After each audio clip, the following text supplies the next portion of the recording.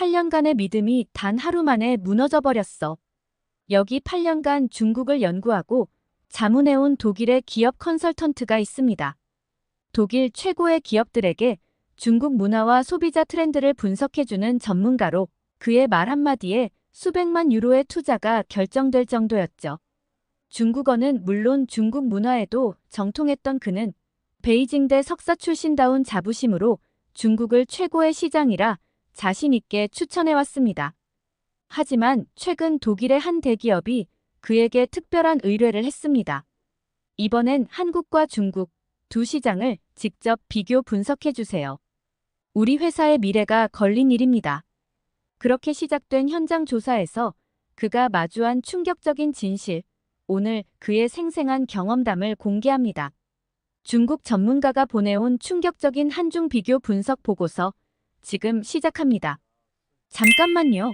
1초면 가능한 좋아요 버튼을 눌러주시면 영상 제작에 큰 힘이 됩니다. 안녕하세요. 저는 베를린의 문화 컨설턴트 토마스 베르너입니다. 8년이라는 시간 동안 중국을 연구하고 독일 기업들에게 자문을 해왔죠. 중국통이라는 말이 제게는 너무나도 자연스러웠답니다. 베이징대 석사 시절 제 지도 교수님은 늘 이렇게 말씀하셨어요. 토마스, 자네는 중국인보다 더 중국을 잘 아는 것 같네.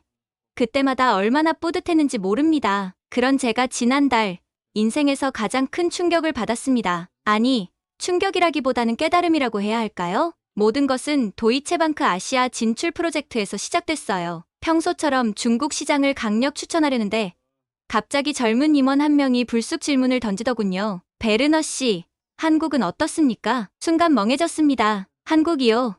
솔직히 그때까지 한국이라는 나라는 제 레이더에도 없었어요. K-팝이나 한국 드라마가 유행하긴 했지만 그저 일시적인 문화 현상이라고만 생각했거든요. 글쎄요. 제가 한국은 잘 말끝을 흐리는데 그 임원이 의미심장한 미소를 지으며 한 장의 보고서를 내밀었습니다. 우리 독일 청년들이 최근 선호하는 아시아 국가 1위가 한국이더군요. 중국은 3위로 떨어졌고요. 순간 심장이 쿵쾅거리기 시작했어요. 8년간 쌓아온 제 분석이 틀린 걸까요? 한중 양국을 비교 분석해 주실 수 있나요? 현장 조사도 필요할 것 같은데. 그렇게 제 파견이 결정됐습니다. 처음에는 에이, 별거 있겠어 하는 마음이었죠. 하지만 세상에, 그건 제 불찰이었어요. 베이징 공항에 도착한 그날, 여느 때와 다름없이 빽빽한 인파와 시끄러운 소음이 저를 반겼어요. 공항 검색대를 통과하는데 갑자기 휴대폰에 낯선 앱 설치 알림이 떴습니다. 어라? 이게 뭐지? 그때는 몰랐죠. 이것이 제가 맞닥뜨릴 수많은 충격적인 진실의 시작일 줄은요. 그리고 일주일 뒤, 저는 인천행 비행기를 타고 있었습니다. 그것도 예정보다 5일이나 일찍요. 무슨 일이 있었길래 제가 그토록 서둘러 한국행을 택했는지 지금부터 제가 들려드릴 이야기는 제가 겪은 가장 놀라운 경험담이 될 것 같네요. 아, 참고로 이 이야기는 도이체방크에 제출한 공식 보고서에는 없는 내용이에요. 너무 충격적이어서 쓸 수가 없었거든요. 아침 일찍 울린 위챗 알림음이 저를 깨웠습니다. 베이징 입국 후 설치가 강제된 앱이었죠. 구역별 이동을 할 때마다 검문을 위한 QR코드를 찍어야 한다는 안내였어요. 처음엔 별거 아닌 듯했지만 이게 제가 마주할 통제된 낙원의 시작이었답니다. 8년 동안 중국을 드나들었지만 이번엔 달랐어요. 기업 컨설턴트로서 세세하게 들여다보니 그동안 보지 못했던 것들이 하나둘 눈에 들어오기 시작하더군요. 첫 충격은 지하철역에서 시작됐습니다. 이게 지하철이 맞나요? 눈을 의심했죠. 공항보안 검색대와 똑같은 검색대가 설치되어 있었고 모든 가방은 엑스레이 검사를 받아야 했어요. 심지어 물병 뚜껑을 여러 보안요원에게 맡게 해야 했죠. 현지인들의 무표정한 얼굴이 더 충격적이었습니다. 마치 오랜 세월 이런 감시에 길들여진 것처럼 보였거든요. 정부 지정 가이드 리웨이는 철저하게 정해진 코스만 고집했습니다. 실제 중국인들의 생활상을 보고 싶습니다라는 제 요청에 그녀는 계속 같은 대답만 반복했어요. 안전상의 이유로 허가되지 않은 구역은 안내할 수 없습니다. 특히 서민들의 실생활을 엿볼 수 있는 골목 지역은 한 번도 가보지 못했죠. 거리 풍경은 더욱 기이했습니다. 낡은 주택가 앞에 최신형 포르쉐와 벤츠가 줄지어 있는데 정작 거리는 텅 비어 있었어요. 간혹 보이는 노인 한두 명을 제외하면 마치 영화 세트장 같았죠. 그리고 모퉁이마다 제복을 입은 공안이 서 있었고 CCTV는 마치 가로등처럼 빼곡했습니다. 나중에 세어보니 50m 구간에만 CCTV가 무려 12대더군요. 관광지는 더욱 이상했습니다. 천안문 광장에 도착하자 리웨이가 시계를 보더니 잠시만 기다려주세요라고 했어요. 10분 뒤 마치 약속이라도 한 듯 수십 명의 관광객들이 동시에 나타났다가 30분 뒤에 일제히 사라졌죠. 마치 잘 짜인 연극을 보는 것 같았습니다. 이 지역 주민들은 다들 어디 계신가요? 라고 물었을 때 리웨이의 반응이 특히 인상적이었어요. 그녀의 얼굴이 순간 굳어졌고 뒤에서 지켜보던 공안이 천천히 다가오기 시작했습니다. 리웨이는 서둘러 다음 관광지로 가볼까요? 라며 자리를 피했죠. 저녁에는 더 놀라운 일이 있었어요. 현지 식당을 가보고 싶어 길을 나섰는데 모든 가게가 똑같은 QR코드를 붙여놓고 있더군요. 알고 보니 정부 지정 앱으로만 결제가 가능한 시스템이었습니다. 외국인인 제가 쓸 수 있는 신용카드는 받지 않았죠. 호텔로 돌아오는 길, 처음으로 중국에 대한 제 믿음이 흔들리기 시작했습니다. 화려한 네온사인 뒤로 보이는 삭막한 감시의 눈들, 정해진 시간에 정해진 장소에서만 허용되는 자유, 그리고 모든 것을 통제하는 보이지 않는 손의 존재, 이것이 제가 그토록 믿어왔던 새로운 강대국 중국의 실체였는지 창밖으로 보이는 베이징의 마천루들이 이제는 화려한 감옥처럼 느껴졌습니다. 다음 날, 더 충격적인 경험이 저를 기다리고 있었어요. 디지털 감시의 실체를 목격하게 될 줄은 꿈에도 몰랐답니다. 베이징의 세 번째 아침, 저는 디지털 만리장성의 실체를 경험하고 있었습니다. 평소처럼 아침 이메일을 확인하려는데 메일이 접속되지 않았어요. 구글, 유튜브는 물론이고 페이스북 등 익숙한 모든 서비스가 차단되어 있었죠. 이런, 우버도 안 되네요. 택시를 부르려다 또 한 번 놀랐습니다. 대신 중국의 차량 공유 앱 비디를 설치하라는 메시지가 떴어요. 설치 과정에서 요구하는 정보의 수준이 심상치 않았습니다. 얼굴 인증은 물론 개인정보까지 단순한 이동 서비스 앱치고는 과도한 수준이었죠. 거리에서는 현지인들이 모두 위챗페이나 알리페이로 결제하고 있었어요. 현금을 꺼내자 직원이 불편한 듯 전자결제가 더 편하실 텐데요. 라고 하더라고요. 다행히 카드 결제는 가능했지만 대부분의 가게에서 전자결제를 강력히 권장하더군요. 중국의 모바일 결제 시스템이 궁금하시죠? 리웨이가 설명을 시작했습니다. 모든 결제 기록이 정부 시스템과 연동되어 있다고 했죠. 더 놀라운 것은 이 데이터가 사회신용점수라는 시스템에 반영된다는 사실이었습니다. 사회신용점수는 중국 정부가 시민들의 행동을 평가하는 시스템이라고 해요. 교통법규 준수, 공공질서 유지, 대금 납부 여부 등이 모두 기록되죠. 점수가 낮아지면 고속철도 이용이 제한되거나 항공권 구매가 어려워질 수 있다고 하더라고요. 지하철을 타기 위해 보안 검색대를 통과하면서 의문이 들었어요. 공항 수준의 보안 검색이 필요할까요? 하지만 현지인들은 너무나 자연스럽게 가방 검사와 바디 스캔을 받고 있었습니다. 도시 곳곳에는 CCTV가 설치되어 있었어요. 중국 정부는 이를 스카이넷이라 부른다고 하더군요. 안면인식 기술과 결합되어 도시 전체를 모니터링한다고 합니다. 저녁에 호텔로 돌아와 VPN으로 외부 사이트에 접속을 시도했습니다. 간헐적으로 연결이 끊기고 속도도 매우 느렸죠. 중국의 인터넷 만리장성을 실감하는 순간이었습니다. 8년간 중국을 연구했지만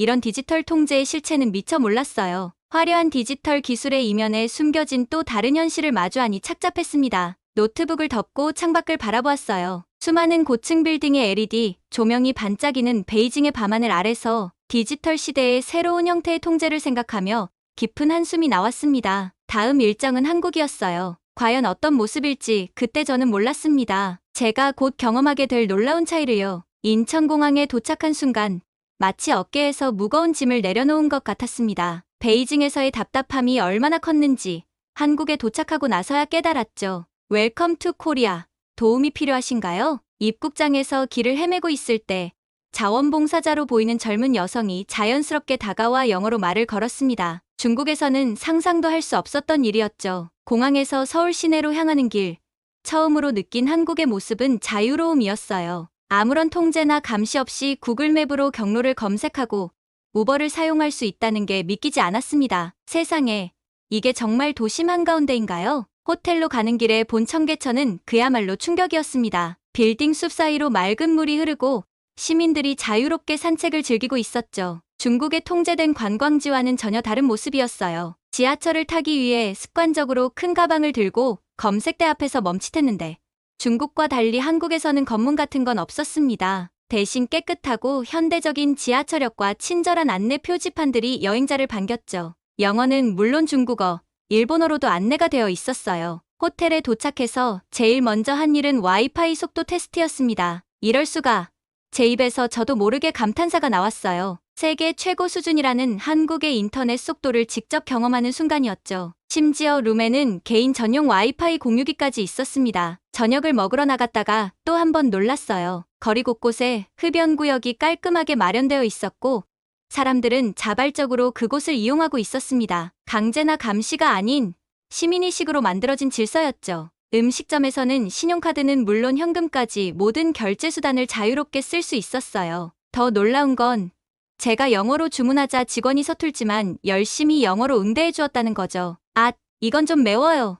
조심하세요. 음식이 나오자 직원이 친절하게 설명까지 해주었습니다. 그것도 영어로요. 중국에서는 상상도 할 수 없었던 광경이었죠. 첫날 밤, 호텔 창문 너머로 서울의 야경을 바라보며 생각에 잠겼습니다. CCTV를 찾아보려 했지만 중국처럼 위압적인 감시 카메라는 보이지 않았어요. 대신 밝은 거리를 자유롭게 활보하는 시민들의 모습이 눈에 들어왔죠. 문득 베이징에서의 마지막 날이 떠올랐습니다. 그때는 이런 자유로움이 이렇게 가까이 있을 줄은 상상도 못했네요. 아직 한국 출장이 시작된 지 하루밖에 되지 않았지만 이미 저는 깨닫고 있었습니다. 이게 바로 진정한 발전이구나. 강요나 통제가 아닌 자율과 신뢰를 바탕으로 한 성장. 앞으로 제가 경험하게 될 더 많은 놀라움들을 생각하니 가슴이 설렜습니다. 그리고 다음 날 저는 한국의 또 다른 매력에 완전히 매료되고 말았죠. 지하철역으로 향하는 길, 스마트폰으로 실시간 도착 정보를 확인하는데 깜짝 놀랐어요. 열차의 실제 위치가 정확히 표시되고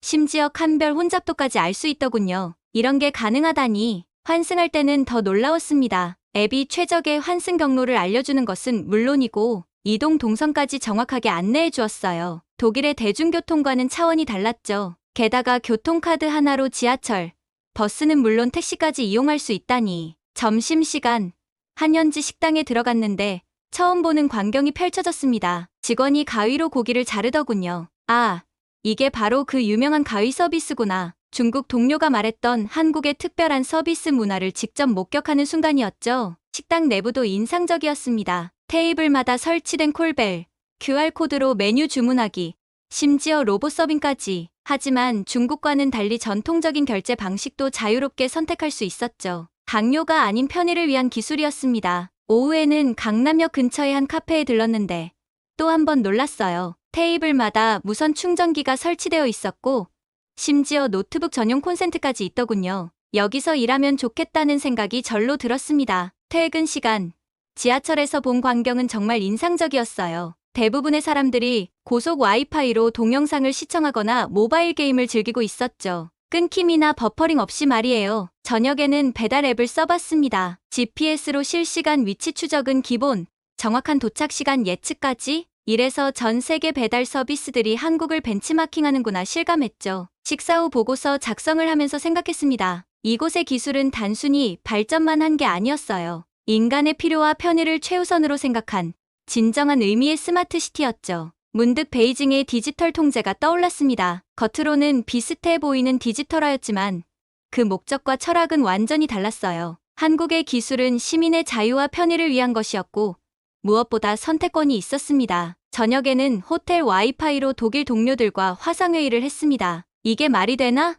베를린에 있는 동료가 놀란 목소리로 물었죠. 화질이 너무 선명해서 마치 같은 공간에 있는 것 같다고요. 이것이 바로 세계 최고 속도의 인터넷이구나 싶었습니다. 창밖으로 보이는 반짝이는 도시의 불빛들, 그 속에 숨어있는 수많은 기술들이 만들어내는 일상의 마법들. 제가 알던 것보다 훨씬 더 앞서가고 있었죠. 다음 날은 더욱 놀라운 경험이 기다리고 있었습니다. 12분이면 도착한다고요? 호텔 직원의 말이 믿기지 않았습니다. 도심 한가운데서 자연을 즐길 수 있는 북한산 둘레길까지 고작 12분이라니. 더 놀라운 건 지하철로 갈 수 있다는 거였죠. 아침 일찍 지하철에 올랐습니다. 차창 밖으로 빽빽한 빌딩 숲이 스쳐 지나갔어요. 설마 저 도심 속에 제대로 된 자연이 있을까? 의심하면서 말이죠. 그런데 정말 12분 만에 도착했습니다. 역에서 내리자마자 신선한 공기가 느껴졌어요. 우와! 저도 모르게 감탄사가 나왔습니다. 바로 앞에 울창한 산이 펼쳐져 있었거든요. 베이징의 인공적인 공원들과는 전혀 다른 진짜 자연이었죠. 등산로 입구에는 실시간 대기질과 등산로 상태를 알려주는 전광판이 있었어요. 첨단 기술과 자연의 조화라니 그저 감탄할 수밖에 없었죠. 심지어 중간중간 설치된 약수터에서는 수질 검사 결과까지 확인할 수 있더군요. 잠깐, 저게 뭐죠? 등산로 중간에서 맑은 물소리가 들렸습니다. 계곡물이 도심까지 이어져 흐르고 있었어요. 게다가 그 물이 청계천으로 흘러간다는 설명을 듣고 또 한 번 놀랐죠. 자연과 도시의 완벽한 공존이었습니다. 하산 후에는 한강공원으로 향했어요. 자전거 대여소에서 카드 하나로 자전거를 빌리는 것도 인상적이었죠. 강변을 따라 달리면서 보니 도시와 자연이 이렇게 조화롭게 어우러질 수 있다는 게 신기했습니다. 해가 지고 있었지만 공원은 더욱 활기찼어요. 밤에도 안전하게 운동을 즐기는 시민들, 노천 카페에서 담소를 나누는 연인들, 자연스러운 야간 문화가 형성되어 있었죠. CCTV는 보이지 않았지만 오히려 더 안전하게 느껴졌어요. 저녁에는 한강에서 치킨과 맥주를 먹어보았죠. 배달앱으로 주문하니 직접 강변까지 가져다 주더군요. 민간인 드론이 자유롭게 날아다니며 야경을 촬영하는 모습도 인상적이었어요. 중국에서는 상상도 할 수 없는 광경이었죠. 밤늦게 호텔로 돌아가는 길, 늦은 시간임에도 지하철과 버스가 정확한 시간에 운행되고 있었습니다. 도시의 편리함과 자연의 아름다움이 공존하는 모습에 감탄이 절로 나왔어요. 문득 베이징의 마지막 날이 떠올랐습니다. 그때는 왜 그렇게 숨이 막혔는지 그제야 이해가 되더라고요. 통제와 감시가 아닌 자율과 신뢰로 만들어진 도시, 자연과 기술이 조화를 이루는 도시, 내일이면 독일로 돌아가야 합니다. 하지만 이제 저는 확실히 알게 되었어요. 진정한 미래 도시는 어떤 모습이어야 하는지를요. 베를린으로 돌아온 지 일주일째.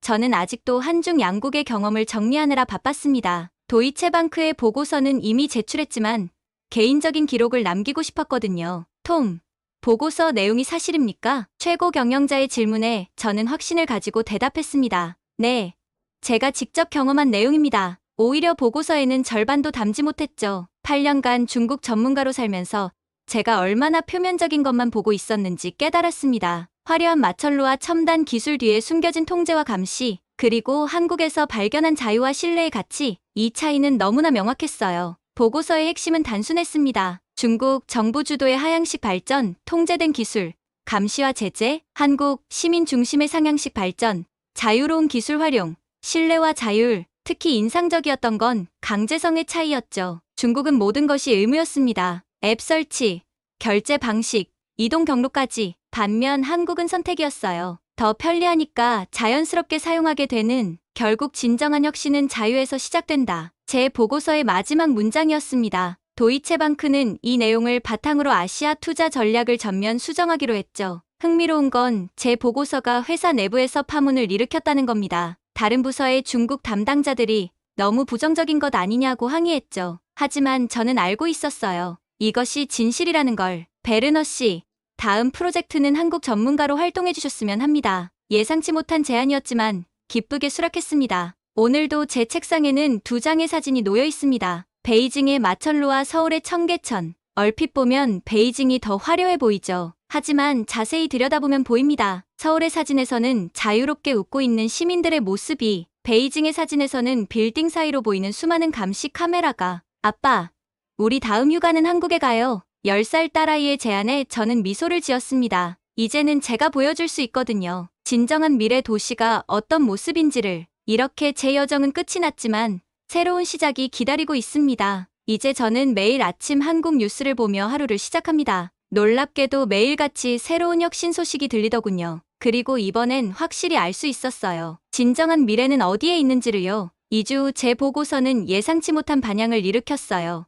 어떻게 이런 일이. 제 보고서를 읽던 최고 경영자의 입에서 작은 탄성이 흘러나왔습니다. 회의실 안에 모든 임원진이 말없이 보고서를 읽어내려갔죠. 중국과 한국, 두 나라의 현실을 적나라하게 비교한 보고서 앞에서 그들의 고정관념이 무너지고 있었습니다. 베르너 씨, 이 내용이 모두 사실입니까? 네, 제가 직접 보고 듣고 경험한 것들입니다. 오히려 절반도 담지 못했죠. 독일의 주요 기업들이 잇따라 연락을 해왔고 아시아 시장 진출 전략에 대한 자문 요청이 쇄도했죠. 특히 한국의 첨단 기술과 서비스 문화에 대한 관심이 뜨거웠습니다. 어제는 처음으로 한국어 학원에 등록했어요. 다음 주부터 수업이 시작된다고 하네요. 제 책상 위에는 이미 한글 자음과 모음표가 붙어 있답니다. 아빠, 나도 한국어 배우고 싶어요. 10살 딸아이의 눈이 반짝였죠? 며칠 전 저녁 식사 때 보여준 서울 영상에 완전히 매료된 모양이에요. 아내도 다음 휴가는 한국으로 가보고 싶다고 하더군요. 중국 담당자로 일하던 동료들의 반응도 흥미로웠어요. 다음 주에 서울 출장이 있는데 조언 좀 해주시겠어요? 한국 시장 분석팀에도 한 자리 있나요? 특히 인상 깊었던 건 독일 스타트업들의 반응이었어요. 중국이 아닌 한국에서 먼저 시작하고 싶습니다. 한국의 서비스 문화를 배우고 싶어요. 이런 요청들이 늘어나고 있었죠. 다음 달이면 또 한국에 갑니다. 이번에는 새로운 프로젝트를 위해서예요. 청계천을 걷고 북한산에 오르고 한강에서 치맥을 즐기는 상상을 하니 벌써부터 설렙니다. 한국은 어떤 나라인가요? 이제 이런 질문을 받으면 저는 이렇게 답합니다. 그곳은 미래입니다. 하지만 차가운 기계의 미래가 아닌 따뜻한 인간미가 살아있는 미래죠. 통제가 아닌 자율로, 감시가 아닌 신뢰로 만들어가는 미래. 우리가 진정으로 꿈꾸어야 할 미래입니다. 창밖으로 베를린의 아침이 밝아옵니다. 오늘도 저는 한글 자음표를 보며 하루를 시작합니다. 8년간 중국을 연구하며 알게 된 것보다 일주일간의 한국 방문에서 더 많은 것을 배웠습니다. 진정한 혁신은 시민의 자유와 행복에서 시작된다는 것을, 그리고 그곳에 미래가 있다는 것을, 한국은 제게 그런 깨달음을 주었습니다. 오늘은 독일의 기업 컨설턴트의 특별한 경험담을 전해드렸습니다. 8년간 중국 전문가로 활동하던 그가 직접 경험한 중국과 한국의 현실적인 차이. 어떠셨나요? 특히 디지털 기술의 활용 방식에서 극명하게 드러난 두 나라의 차이가 인상적이었습니다. 한쪽은 통제와 감시를 위해, 다른 한쪽은 시민의 자유와 편의를 위해 기술을 활용하고 있었죠. 한국의 첨단 기술과 더불어 자연과의 조화, 시민의 자율성을 중시하는 문화가 세계 전문가들의 눈에는 어떻게 비춰지는지 새삼 확인할 수 있었던 시간이었습니다. 여러분은 우리나라의 이러한 발전상에 대해 어떻게 생각하시나요? 한국의 어떤 점이 가장 자랑스러우신가요? 또한 앞으로 한국이 더 발전하기 위해 어떤 부분을 보완하면 좋을지 여러분의 의견을 댓글로 남겨주세요. 감동 뭉클에서는 여러분의 소중한 마음을 모아 사연 주인공들에게 전해드리고 있습니다. 여러분 주변에 감동적이거나 재미있는 실제 사연들을 제보받고 있으니 언제든 저희 공식 메일로 제보해주세요. 여러분이 보내주신 사연이 다음 영상의 주인공이 될 수 있습니다. 오늘 들려드린 사연이 마음에 드셨다면 구독과 좋아요 눌러주시고 주변 분들과도 공유해주세요. 여러분의 작은 관심과 응원이 더욱 좋은 콘텐츠를 만드는데 큰 힘이 됩니다. 이상 감동 뭉클이었습니다. 끝까지 시청해주셔서 감사합니다. 다음에 더 감동적인 사연으로 찾아뵙겠습니다.